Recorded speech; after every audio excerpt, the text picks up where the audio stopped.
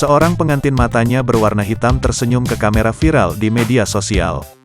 Video tersebut diunggah salah satunya oleh akun Instagram @androbey.official, Rabu, tanggal 27 Oktober tahun 2021.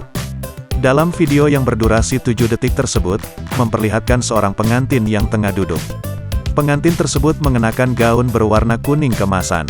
Ia duduk sambil dihena tangannya oleh seorang wanita. Ia lalu tersenyum ke kamera yang merekamnya.